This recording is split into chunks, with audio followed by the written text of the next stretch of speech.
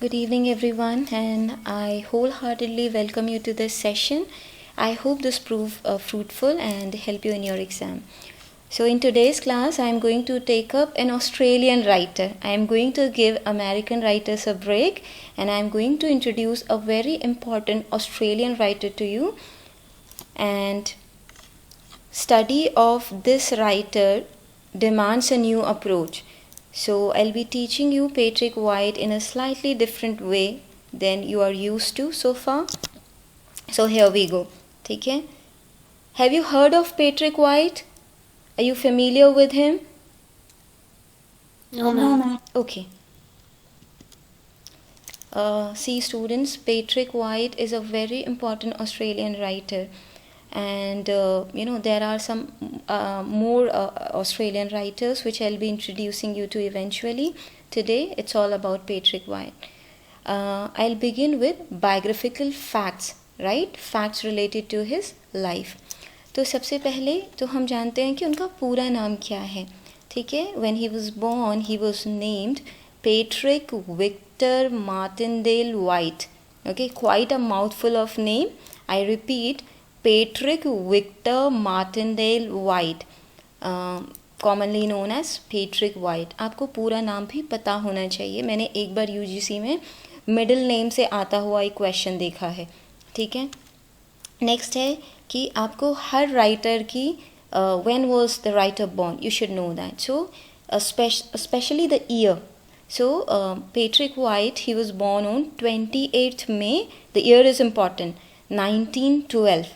Okay, so that makes him a modernist writer, isn't it? Because he was writing in 20th he was born in 20th century, and the most productive years of his writing career were in the third decade of his life. That was 1930s.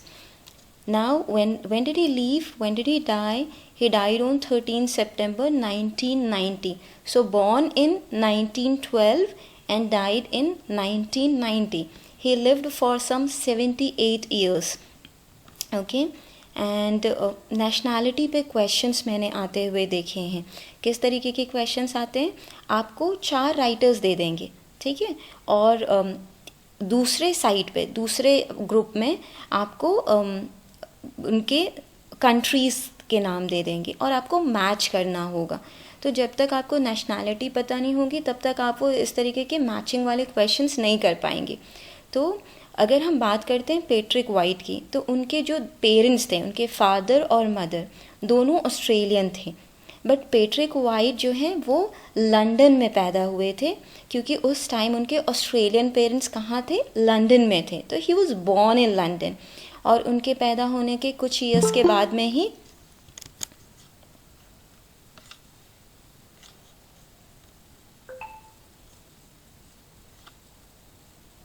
उनके पैदा होने के कुछ years बाद में ही उनके parents कहाँ shift हो गए? ऑस्ट्रेलिया में शिफ्ट हो गए. ठीक है. तो he was good evening ma'am. Very good evening. तो उनके पैदा होने के कुछ ईयर्स के बाद में फिर उनके जो ऑस्ट्रेलियन पेरेंट्स थे, जो उस टाइम पर लंदन में रह रहे थे, वो ऑस्ट्रेलिया में शिफ्ट हो गए. ठीक है. और एक बहुत इंपॉर्टेंट स्टेटमेंट उन्होंने बोला है, क्योंकि although he is an Australian, he is the first Australian to have been awarded a Nobel prize in literature. तो उनका ये एक स्टेटमेंट मैं यहाँ ऐड करूँगी कि उन्होंने कहा, I feel I am temperamentally is the way you think. So I feel I am temperamentally a cosmopolitan Londoner. ठीक है. So although he was born of Australian parents and he lived for most part of his life in Australia, deep down he felt that his way of thinking was like a cosmopolitan Londoner. ये बहुत important statement उन्होंने बोला. तो अगर आ गया exam में कि who famously made this comment और 4 राइटर्स दे दिए, ठीक है, तो कौन है ये? पेट्रिक वाइट हैं. ओके. और इन्होंने in all total 12 novels publish किए हैं. ठीक है, 12 नॉवेल्स. और जितने भी ये नॉवेल्स हैं बहुत इंपॉर्टेंट हैं. नेक्स्ट स्लाइड में मैं 1 by 1 सारे नॉवेल्स आपको I will read them out to you, right, so that you hear the names of or the titles of the novels being read out. And later we will look at the novels also, but it is not possible. We'll look at only the important ones in the next class. इनकी autobiography बहुत important है, उसका title है flaws in the glass. Most probably आप ये first time सुन रहे हैं इस वर्क का नाम, इस ऑटोबायोग्राफी का नाम। तो अगर पूछ लिया जाए एग्ज़ाम में कि फ्लॉज इन द ग्लास किसकी ऑटोबायोग्राफी है, तो your answer will be Patrick white, the Australian writer. और फ्लॉज इन द ग्लास का सब टाइटल अगर आपसे पूछ लिया जाए तो इसका सब टाइटल है अ सेल्फ पोर्ट्रेट। ओके, तो दोनों चीज़ इम्पॉर्टेंट हैं। Flaws in the glass is an autobiography penned by Patrick White and its subtitle is a self portrait. ठीक है, इसमें उन्होंने बहुत सारे ऐसे इश्यूज़ के बारे में बात करी है अपनी ऑटोबायोग्राफी में जिसके बारे में कि उन्होंने कभी ओपनली नहीं बोला। ऐसा होता है ना कि आप अपनी इमेज को लेकर के आपको अपनी इमेज गार्ड करनी होती है, specially when you are a celebrated writer. तो कुछ इश्यूज़ के बारे में ओपनली बात नहीं कर सकते, ठीक है। बट अपनी autobiography flaws in the glass में उन्होंने होमोसेक्सुअलिटी के बारे में ओपनली बात की। इसके अलावा उन्होंने एक और इम्पॉर्टेंट इशू पे बात की, उनको जो नहीं पसंद था, उनको लगता था कि जो ऑस्ट्रेलियंस हैं वो उनका एटीट्यूड ब्रिटिशर्स को लेकर के बहुत ही सर्वाइल है। सर्वाइल क्या होता है? सर्वेंट लाइक, है ना, बहुत ही ज़्यादा सर्विट्यूड से भरा हुआ। तो इस चीज़ के भी बारे में बात की, बट मेन उन्होंने ओपनली बात की होमोसेक्सुअलिटी को लेकर के। अगर हम पैट्रिक वाइट की भी बात करें तो उनने मैरिज, मतलब he did get married and he had a wife and he enjoyed blissful conjugal life. But शादी से पहले जब वो अपने कैम्ब्रिज के किंग्स कॉलेज में वो पढ़े हैं, उनका आल्मा मेटर है, तो जब वो कैम्ब्रिज में थे तो there was this guy with whom he had a romantic relationship, right. So homosexual tendencies उनकी थी जिनके बारे में उन्होंने फ्लॉज इन द ग्लास में बात करी है, ठीक है। इसके अलावा इनके बायोग्राफर कौन रहे? एक तो है ऑटोबायोग्राफी जो खुद अपने बारे में लिखते हैं, और एक है बायोग्राफर जो कोई और राइटर किसी फेमस पर्सनालिटी के बारे में लिखता है। तो बायोग्राफर इनके रहे डेविड मॉ, ठीक है। कभी कभी क्वेश्चन मैंने आते हुए देखा है किसी इंपॉर्टेंट राइटर के बायोग्राफर पे भी। कुछ राइटर्स ऐसे हैं जिनकी एक से ज़्यादा बायोग्राफीज़ लिखी गई हैं, ठीक है। तो पैट्रिक वाइट के बायोग्राफर का जो नाम है वो डेविड मर है, और उनने जो बायोग्राफी लिखी है उसका टाइटल है Patrick white a life. Patrick white a life. Clearly समझ में आ रहा है सबको? फ्लो में आप सीखते चल रहे हैं? ओके, ठीक है। नेक्स्ट है कि इन्होंने, आपने देख लिया कि 12 नॉवेल्स तो लिखे हैं इन्होंने, ठीक है। इसके अलावा इन्होंने प्लेज भी लिखे हैं, ठीक है, और इन्होंने स्क्रीन प्लेज भी लिखे हैं स्क्रीन के लिए, ठीक है। अब प्लेज में एक छोटी सी चीज़ बताऊंगी। जब ये बहुत छोटे थे तो इनकी मदर इनको लेके गई, थिएटर लेकर के गई। उस टाइम पे स्टेजेस मतलब स्टेज प्लेज जो थे वो स्टेज किए जाते थे। तो इन्होंने एक प्ले देखा था शेक्सपियर का, अ मर्चेंट ऑफ वेनिस, ठीक है, और ये घर आते थे और एनैक्ट करते थे। तो उस एज से ही ये प्लेस को लेकर के इनकी फॉन्डनेस डेवलप हो गई थी, ठीक है। इनके चाइल्डहुड की बात करें तो बहुत नॉर्मल चाइल्डहुड रहा था, ठीक है। अच्छे पेरेंट्स थे इनके, और स्कूलिंग भी जो है इनकी नॉर्मल रही, ठीक है। स्कूल गए, फिर कैम्ब्रिज के किंग्स कॉलेज गए। और इनकी पर्सनालिटी की बात करें चाइल्डहुड से ही तो ये इंट्रोवर्टेड थे, ठीक है। ज़्यादातर राइटर्स आप देखते हैं they love to keep to themselves, बहुत ही ऑब्जर्वेंट होते हैं। जो एक्वेंटेंसेस या फ्रेंड्स का सर्कल था वो बहुत लिमिटेड था, ठीक है। तो इस तरीके की इनकी पर्सनालिटी रही। इसके अलावा होमोसेक्सुअल टेंडेंसीज थी, तो होमोसेक्सुअल एक रिलेशनशिप भी इनका रहा, जिसकी वजह से इनको लगता था कि he was very doubtful about his life, and he used to feel that he'll be very lonely in life, okay, but he met a partner and he got married, ठीक है। नोबेल प्राइज़ की इनकी बात करें तो इनको Nobel prize, he is the first Australian to have won the Nobel prize in literature. तो आप इमेजिन कर सकते हैं कि कितने इम्पॉर्टेंट राइटर ये होंगे, और आज तक अगर आपने इनका नाम नहीं सुना तो आप इमेजिन कर सकते हैं कि आप कितने बड़े राइटर से ओब्लिवियस हैं, आपको पता ही नहीं है ना। तो नोबेल प्राइज़ कौन से ईयर में मिला? इनको मिला है 1973 में, 1973 में। और ये जो स्टेटमेंट है ना, I feel I am temperamentally a cosmopolitan Londoner, ये इन्होंने 1971 में बोला। इनको क्या था कि ये नोबेल प्राइज़ के लिए कई बार नॉमिनेट हुए थे, 1971 में भी नॉमिनेट हुए थे, बट इनको अवार्ड नहीं किया गया नोबेल प्राइज़। तो उस टाइम पे एक फ्रस्ट्रेशन में, एक फीलिंग में कि इनजस्टिस हो रहा है, उन्होंने ये बोला कि अच्छा है नोबेल प्राइज़ नहीं मिला, क्योंकि अगर नोबेल प्राइज़ मिल जाएगा तो मुझ पर स्टैम्प लग जाएगा एक ऑस्ट्रेलियन राइटर होने का। और अगर मैं खुद की बात करूं तो temperament wise I am more of a Londoner, तब ये उन्होंने स्टेटमेंट बोला था। और फिर 1973 में उनको नोबेल मिल ही गया था, ठीक है। और जो जूरी थी, जो नोबेल प्राइज़ अवार्ड करने वाली जो जूरी थी, उन्होंने किस चीज़ के लिए उनको अवार्ड किया था, ये वर्बाटिम मैंने यहाँ पर कोट किया है, for an epic and psychological narrative art which has introduced a new continent into literature. He is known to write about landscape. He is known to introduce new continent, new landscape into literature. और उनका narrative जो है उसकी quality मानी जाती है epic like and very psychological. उनका एक बहुत important novel है, अभी मैं आगे बताऊंगी, उसमें भी कोई स्टोरी आज सच नहीं डेवलप होती है, बट एक्सप्लोर की जाती है साइकोलॉजिकल कॉम्प्लेक्सिटीज़। तो ये बहुत ही इंपॉर्टेंट स्टेटमेंट है, ठीक है। और एग्ज़ाम में क्वेश्चन आते मैंने देखा है यूजीसी नेट में कि which of the following is not true about Patrick white, ऐसे करके आ जाएगा, ठीक है। तो ये स्टेटमेंट बहुत इंपॉर्टेंट है। नेक्स्ट है कि पैट्रिक वाइट, बाद में क्या हुआ जब इनको नोबेल प्राइज़ मिला तो उसके साथ में कुछ एक मॉनेटरी अवार्ड भी रहता है, एक कुछ है ना, कुछ पैसा भी मिलता है साथ में। तो उसको इन्होंने यूज़ किया एक ट्रस्ट बनाने के लिए, और वो ट्रस्ट जो था उससे एक अवार्ड जो है स्टार्ट किया उस ट्रस्ट ने, जिसको कहा जाता है पैट्रिक वाइट अवार्ड। और ये अवार्ड में क्या किया जाता था, एनुअली दिया जाता था, साल में एक बार। किनको दिया जाता था, वो राइटर्स जो मतलब अच्छा लिख रहे हैं, अच्छा वर्क प्रोड्यूस कर रहे हैं, बट उनको पब्लिक रिकग्निशन नहीं मिल रहा है। तो Patrick White used to feel very strongly for such writers जो अच्छा लिख रहे हैं बट उनको रिकग्निशन नहीं मिल रहा है। तो पैट्रिक वाइट अवार्ड ऐसे क्रिएटिव राइटर्स को दिया जाता था। मैंने अवार्ड्स पे क्वेश्चन आते हुए देखे हैं, ठीक है, इसलिए मैं आपको ये चीज़ क्लियर कर रही हूँ। इसके अलावा एक और बता देती हूँ जो मैंने इंक्लूड नहीं किया है, ठीक है, सारे अवार्ड्स इंक्लूड नहीं करना पॉसिबल नहीं है। इनको अमेरिकन ऑफ द ईयर का भी अवार्ड एक बार मिला था, तो he was very disgusted with that. इनको लगता है मतलब he was a very private kind of a person, तो ये बहुत अवार्ड सेरेमनीज़ और उसमें जाना ये सब उनको पसंद नहीं था। तो but he was once awarded American of the year award as well, ठीक है।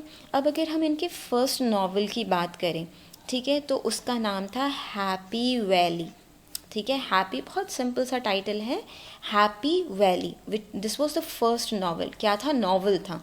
एंड इसको डेडिकेशन इम्पॉर्टेंट होती है। अगर कोई नावल किसी को डेडिकेट किया है राइटर ने तो आपको वो पता होना चाहिए। तो हैप्पी वैली जो था वो डेडिकेट किया था इनके एक फ्रेंड पेंटर थे, दे माइस्त्री, ठीक है। तो ये अवार्ड ये जो नावल है हैप्पी वैली, उनका फर्स्ट नावल, ये उन्होंने अपने पेंटर फ्रेंड द मैस्त्री को डेडिकेट किया था और उन्होंने एक्नॉलेज किया था, एक्सेप्ट किया था कि इनकी पेंटिंग का उनकी राइटिंग पे बहुत इन्फ्लुएंस रहा है, ठीक है। तो इस एक स्लाइड में खूब सारे क्वेश्चन के लिए कंटेंट मिला है आपको, इसलिए फर्स्ट स्लाइड को जब आप रिवाइज करेंगे बहुत ध्यान से पढ़िएगा। अब मैंने यहाँ पर 12 नॉवेल्स मेंशन कर दिए हैं। अगर आप काउंट करेंगे तो 13 नॉवेल्स हैं। एक्चुअली जो लास्ट नॉवेल है वो कंप्लीट नहीं कर पाए थे पैट्रिक वाइट अपनी इल हेल्थ की वजह से, और पोस्ट्यूमसली पब्लिश हुआ था बहुत लेट। कैन यू इमेजिन, उनकी डेथ कब हुई देखिए, 1990 में, और पब्लिश कब हो रहा है, 2012 में, ठीक है, 2012 में पब्लिश हो रहा है। अब अगर हम बात करें इनके नॉवेल्स की, एक बार सारे नॉवेल्स को हम देखेंगे। आपके लिए होम असाइनमेंट है कि आप सारे नॉवेल्स पहले तो खुद लिखेंगे अपने रजिस्टर में, हाथ से लिखेंगे, और फिर आप इसको इस वीक में, पूरा वीक में आपको दे रही हूँ, ये लर्न करेंगे। और जो नेक्स्ट क्लास हमारी होगी थर्सडे में, उसमें मैं आपसे किसी से भी पूछ सकती हूँ उनके नॉवेल्स को क्रोनोलॉजिकल ऑर्डर में लिस्ट करने के लिए, ठीक है। पहला नावल बता चुकी हूँ, हैप्पी वैली है, 1939 में आया पहला नावल इनका, ठीक है। मैंने बताया था ना अपनी लाइफ के 3rd डेकेड में, ठीक है, तो 1939 में इनका पहला नावल आया, ओके। नेक्स्ट आया the living and the dead, ठीक है, the living and the dead, ठीक है, ये आया 1941 में। 1940s में इनके 2 नॉवेल्स आए, जो दूसरा है द आर्ट स्टोरी, ठीक है, द आर्ट स्टोरी। जो आर्ट स्टोरी जो है ये भी जो इनके पेंटर फ्रेंड थे द माइस्ट्री, उनकी एक पेंटिंग से इंस्पायर्ड था, ठीक है, तो द आर्ट स्टोरी। नेक्स्ट आया the tree of the man, 1955 में आया, बहुत अच्छे रिव्यूज़ रहे इसके और बहुत फेमस हो गए, स्टैब्लिश राइटर की तरह, अच्छे राइटर की तरह स्टैब्लिश हो गए पेट्रिक वाइट इसके बाद में। द ट्री ऑफ मैन 1955 में आया। उसके बाद इनका 50s में और एक फेमस नावल आया वॉस, इनका one of the most famous novels में से है वॉस, 1957 में आया, ठीक है। तो जो ये 50s वाला जो डेकेड था ये बहुत इम्पॉर्टेंट रहा पेट्रिक वाइट के लिए, इसमें इनके 2 सबसे फेमस नावल्स आए। फिर एक 1961 में इनका आया राइडर्स इन द चैरियट, बहुत इम्पॉर्टेंट है राइडर्स इन द चैरियट, ठीक है, 1961 में आया। फिर उसके बाद जो आए ये बहुत इम्पॉर्टेंट रहे। उसके बाद 1966 में आया द सॉलिड मंडाला, बहुत इम्पॉर्टेंट है द सॉलिड मंडाला। एंड फिर आया 1970 में द विविसेक्टर, ये भी बहुत फेमस रहा, बहुत इम्पॉर्टेंट है। नेक्स्ट आया the I of the storm, ठीक है, the I of the storm, ये भी काफ़ी पॉपुलर हुआ 1973 में। फिर 1976 में आया अ फ्रिंज ऑफ लीव्स और 1979 में आया द ट्वाइबॉर्न अफेयर। एंड फाइनली 1986 में आया memoirs of many in one.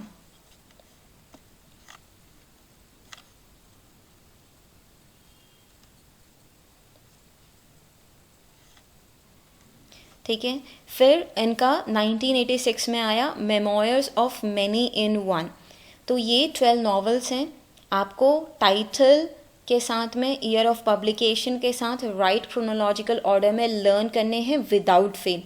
आप किसके बारे में पढ़ रहे हैं? आप उस राइटर के बारे में पढ़ रहे हैं जो पहला ऑस्ट्रेलियन राइटर है जिसको नोबेल प्राइज़ मिला है, तो उसके वर्क्स बहुत इंपॉर्टेंट हैं।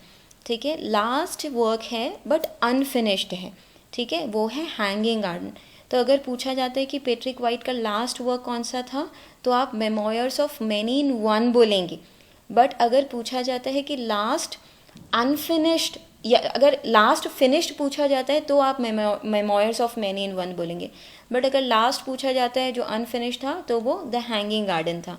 ठीक है, नेक्स्ट है, अब इन्होंने शॉर्ट स्टोरीज़ भी लिखी हैं। इनके 3 शॉर्ट स्टोरी कलेक्शन हैं। ये सिर्फ कलेक्शंस हैं, इसमें बहुत सारी शॉर्ट स्टोरीज़ होंगी ऑफ कोर्स। तो ये कलेक्शंस के नाम आपको याद रखने आपकी टिप्स पे होने चाहिए। ठीक है, ये मैं नहीं सुनूंगी कि मैम हम भूल गए, हमने रिवीजन नहीं किया।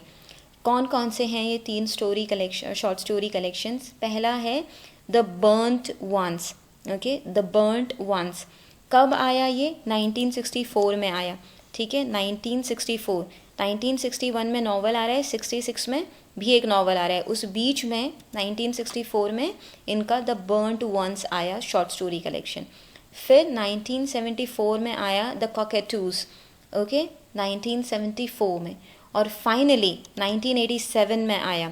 ठीक है, 1986 में इनका लास्ट फिनिश नॉवल आया था। 1987 में इनका आया 3 अनईजी पीसेस। ठीक है, और 1990 में आप जानते हैं इनकी डेथ हो गई थी।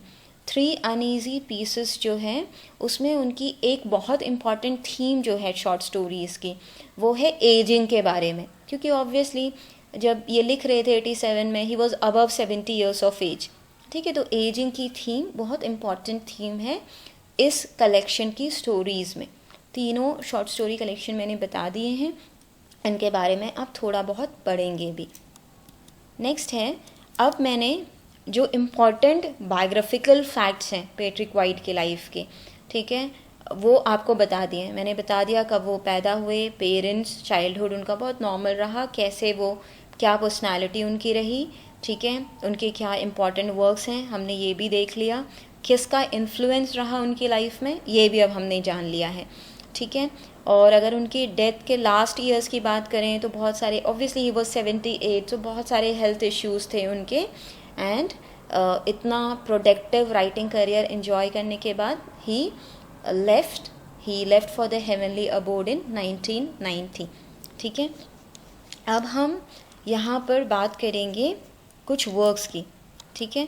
अब ये सारे क्वेश्चंस यूजीसी नेट के आए हुए क्वेश्चंस हैं, ठीक है।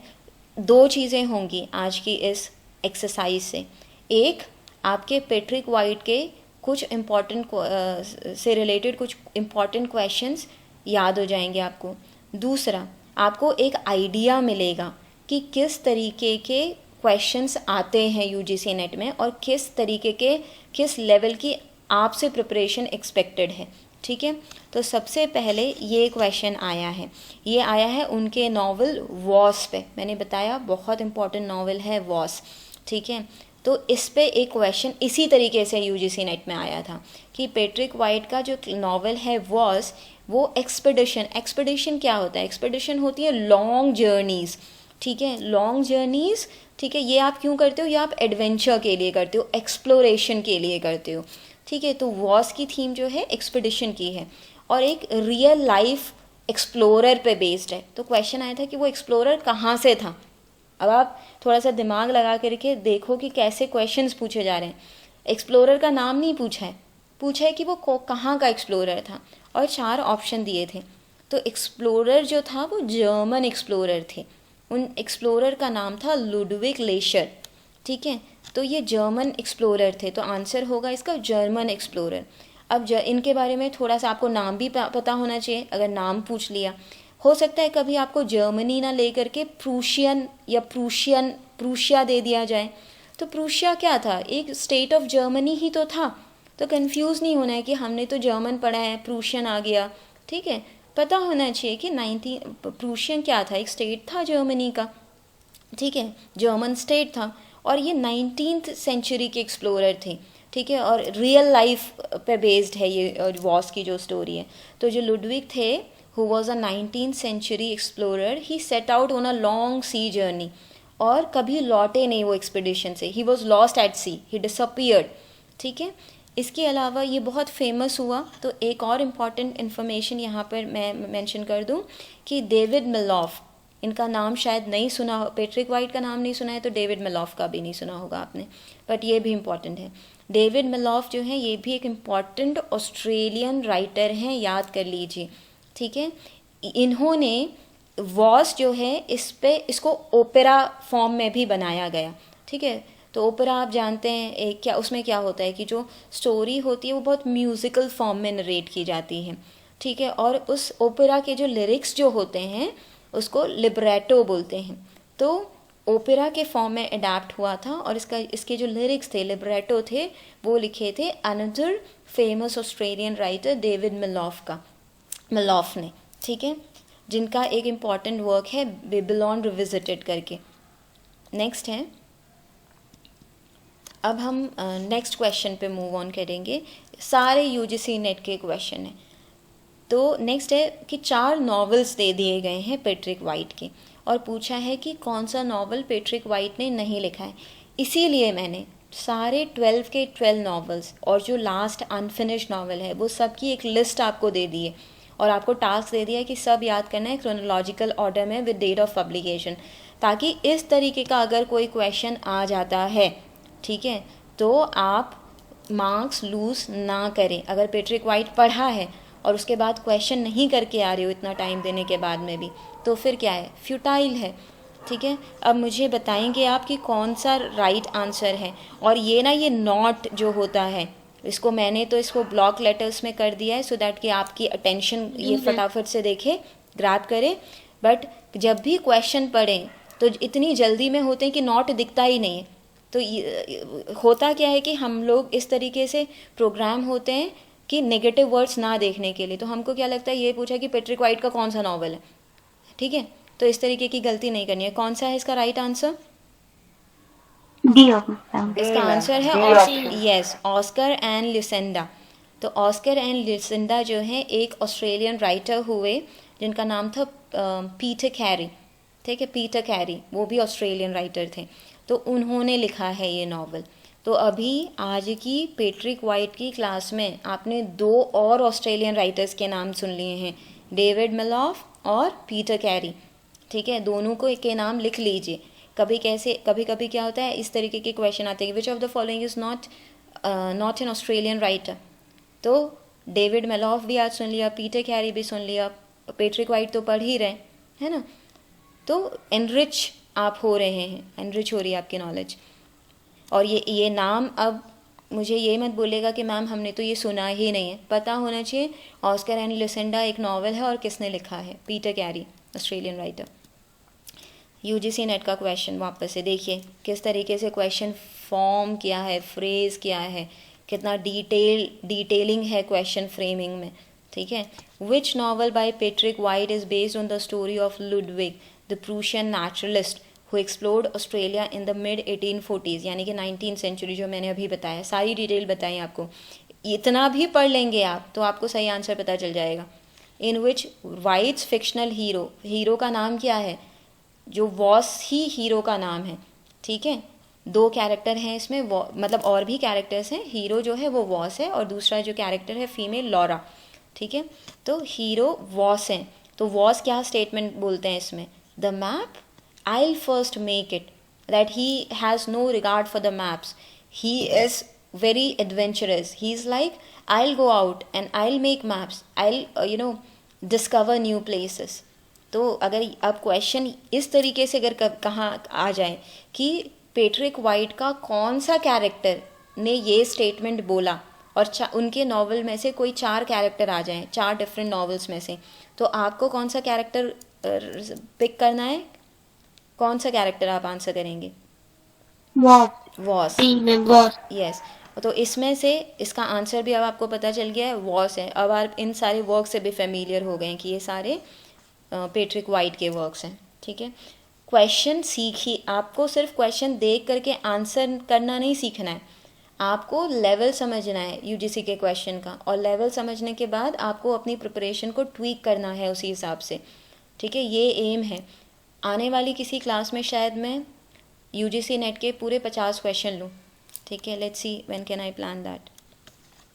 Which of the following statement is not true, इसलिए मैंने नॉट को हाईलाइट कर दिया है। Not true of Patrick white, इस तरीके के क्वेश्चन मैंने बोला आते हैं।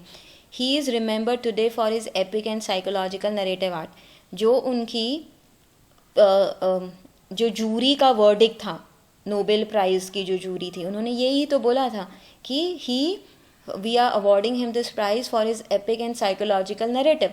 इसलिए जब भी जूरी की कोई वर्डिक्ट दिया होता है, वो आपको पता होना चाहिए कि अवार्ड किया है तो जूरी ने क्या बोला उस टाइम पे अवार्ड करते हुए। वो कभी कभी इस तरीके से पूछ लिया जाता है आपको। He is the only Australian to receive the Nobel prize, correct. He pioneered a new fictional landscape and introduce a new continent, correct. His style is noted for lucidity and simplicity, that is not correct. ठीक है, क्योंकि अगर हम बोल रहे हैं कि उनका नरेटिव एपिक लाइक है, ठीक है, एपिक के स्केल पे है, तो वो सिंपल कैसे हो सकता है, वो ल्यूसिड कैसे हो सकता है? तो कॉम्प्लेक्स होगा, कॉमन सेंस है। तो right answer is option D. ये उनका लिखने का तरीका नहीं है, with to write with lucidity and simplicity. उनका जो नरेटिव स्टाइल है वो बहुत ही एपिक है, वेब लाइक है, कॉम्प्लेक्स है। नेक्स्ट है, the novel tells story of twin brothers, Waldo, the man of reason and intellect, and Arthur, the innocent half-wit, and the way their lives are inextricably intertwined. Which is the novel? अब सबसे पहले इसमें सीखने वाली बात है question कैसे frame हुआ है। एक समरी, ठीक है, दे दी है, एक बेस, जो किसी कोई नॉवल है पैट्रिक वाइट का, उसकी कुछ समरी दे दी है और आपको नॉवल आइडेंटिफाई करने को बोला है। तो समझ रहे हैं कि उनके जितने भी वर्क्स हैं आपको पता होना चाहिए, एक बेसिक आउटलाइन पता होनी चाहिए कि क्या बेसिक आउटलाइन है। ठीक है, तो इसमें क्या है, which are the now the 4 options are given. इसका जो राइट आंसर है that is option B, the solid mandala is the right answer. जिस साल मैंने यूजीसी नेट दिया था उस साल ये क्वेश्चन आया था, ठीक है। और मैंने पेट्रिक वाइट को बहुत डेफ्थ में नहीं पढ़ा था, तो आई डोंट रिमेंबर कि मेरा ये क्वेश्चन, मुझे इतना पता है कि this question gave me a hard time during the exam. तो ये जो है, अब आपको द सॉलिड मंडाला अगर आपने नहीं भी पढ़ा है, ये नाम फर्स्ट टाइम भी अगर आप सुन रहे हो, ठीक है, अगर आप ये नाम फर्स्ट टाइम भी सुन रहे हो तो आपको पता है कि क्या इसकी स्टोरी लाइन है। ट्विन ब्रदर्स हैं, वॉल्डू है, ठीक है, और आर्थर है, ठीक है, और ये किस तरीके से उनके लाइफ्स इंटरवाइंड है उस पर बेस्ड है, ठीक है। So that's all for today's class. I hope you gathered sufficient information about Patrick White so that you can answer questions in the exam. Thank you for joining me.